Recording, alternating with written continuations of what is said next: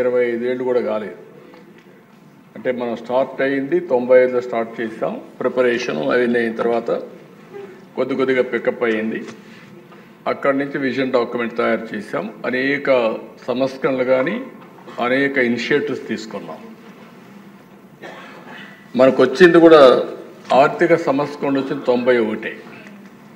Technology revolution వచ్చింది early 90s.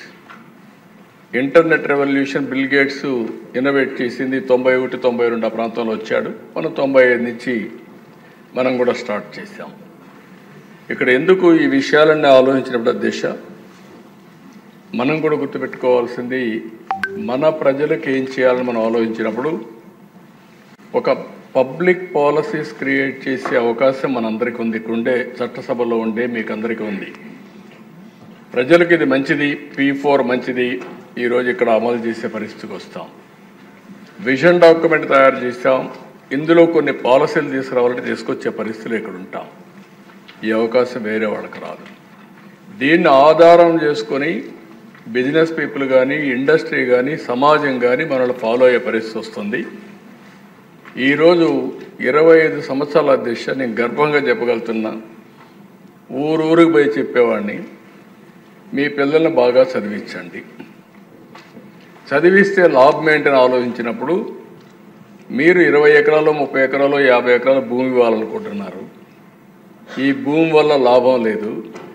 ప్రయోజకుడైతే 100 ఎకరాలు కాదు 1000 కోట్ల రూపాయలు సంపాదిస్తారు. Sky is the limit. అప్రయోజకుడు ఇస్తే మీరు ఇచ్చింది తాగేసి మొత్తం పోగొట్టుకుంటాడు మీ కళ్ళ ముందరనే. మీరు మీ పిల్లలకి ఇవ్వాల్సింది విద్య అని చెప్పేవాడిని. ఐఎమ్ ప్రౌడ్ టు సే దిశ ప్రజల్లో కూడా చైతన్యం ఆ రోజుల్లో.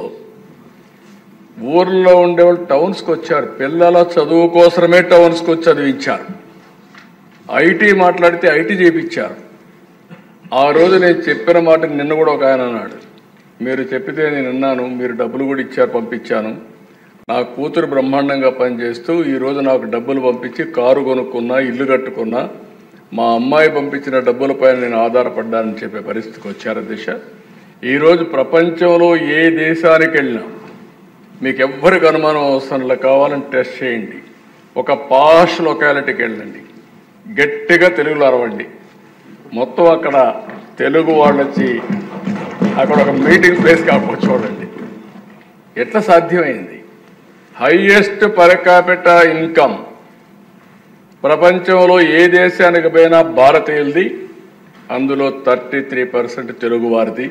అది తెలుగువారి యొక్క సత్తా అని చెప్పి మరొకసారి తెలియజేస్తాం. శ్రీనివాస్ గారికి చాలా డౌట్లు ఉన్నాయి. ఒక్కోసారి ఓడిపోతున్నాం అంటే కారణం కూడా మనమే, నేనే. నన్ను ఎవ్వరూ ఓడించలా. 2004, 2019 నాకు కూడా అబ్సెషన్, పని పని పని అని పరిగెత్తాను. ఇది సాధించాలి, ఇది సాధించాలని.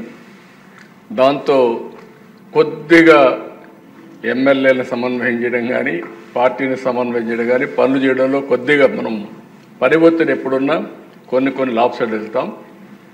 ప్రజల సమస్యలు తాత్కాలికంగా ఏమున్నాయో ఆ సమస్యలన్నీ పరిష్కారం చేస్తూనే, దీర్ఘకాలికంగా ఏం చేయబోతున్నా వాళ్ళకి చెప్పుతూనే వాళ్ళను కూడా భాగస్వాములు చేయగలిగితే ఎప్పుడూ గెలుపు ఉంటుంది.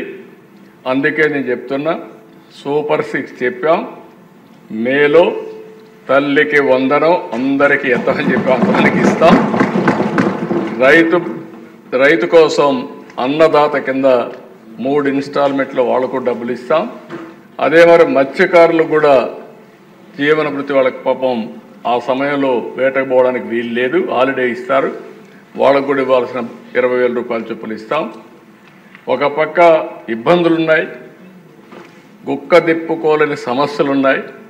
కానీ ఆ రోజు మనం ఏదైతే చెప్పామో అవి చేస్తూనే ఇవన్నీ చేయాలంటే మళ్ళా సంపద సృష్టించాలి, ఆదాయం పెంచాలి, మళ్ళీ ఆదాయాన్ని కొంత సంక్షేమానికి ఖర్చు పెట్టాలి, మళ్ళీ ఆ డబ్బులు సంపద సృష్టించడానికి పెట్టాల్సిన అవసరం ఉంది.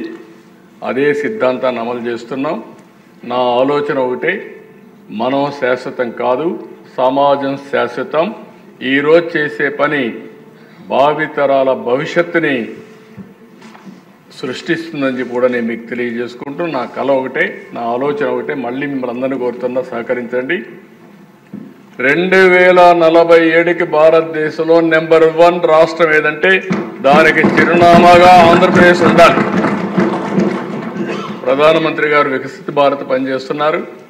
మనం స్వర్ణాంధ్రప్రదేశ్ కోసం పనిచేద్దాం.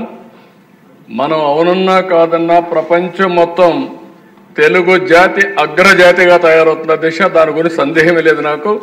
నెంబర్ 1 కమ్యూనిటీ ఒకప్పుడు జూయిష్, రాబోయే 2047కి తెలుగు జాతి నెంబర్ 1 కమ్యూనిటీగా ప్రపంచంలో తయారవుతుంది. భారతీయులు ముందుంటారు. కాబట్టి మన బాధ్యత మనం చేద్దాం.